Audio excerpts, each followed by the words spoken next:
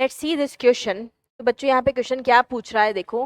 Most enzyme consist of two parts, these are. जो most of the enzyme है वो दो पार्ट से बने होते हैं।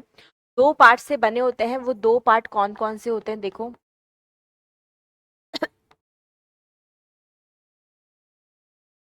एक होता है कोफैक्टर, ठीक है, और दूसरा होता है एपोएंजाइम, ठीक है। कोफैक्टर एंड एपोएंजाइम, ये तो होते हैं बेटा। और इन दोनों को ज्वाइन करने से जो बनता है, इन दोनों को ज्वाइन करने से जो बनता है उसको आप बोलते हैं होलो एंजाइम।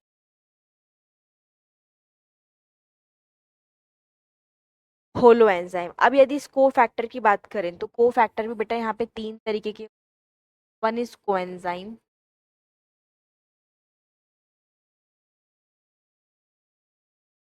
कलर से लिख, coenzyme.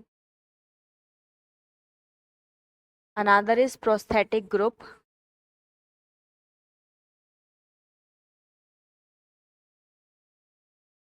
Next is metal ions. ये बच्चों, तो ये तीनों कोफैक्टर के टाइप है, और कोफैक्टर एपो एंजाइम को आप मिला लो तो क्या बन जाएगा बच्चों, होलो एंजाइम बन जाएगा।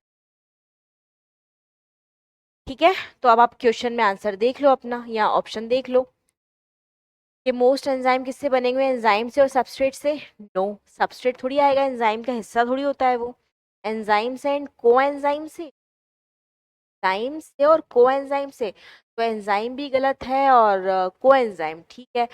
कोएंजाइम एक तरीके का कोफैक्टर ही है ना। अच्छा, एंजाइम किससे बना होता है, तो एंजाइम खुद एंजाइम से नहीं बना होगा, एंजाइम एपो एंजाइम और कोफैक्टर से बना होगा। तो इसलिए मैंने इनको रॉन्ग किया है। एपो एंजाइम होगा बिल्कुल सही, लेकिन फिर से यहाँ एंजाइम डाल दिया है तो ये भी रॉन्ग। एक ही ऑप्शन बचा है। एपो एंजाइम बिल्कुल सही, प्रोस्थेटिक ग्रुप बिल्कुल सही, because prosthetic group is a type of cofactor only. तो यदि यहाँ पे एपो एंजाइम और कोफैक्टर लिखा होता तो परफेक्ट आंसर होता, ठीक है। लेकिन यदि वो नहीं है तो प्रोस्थेटिक ग्रुप भी सही है, तो इसलिए यहाँ पर ऑप्शन डी है बेटा इस क्वेश्चन के लिए करेक्ट आंसर हो जाए।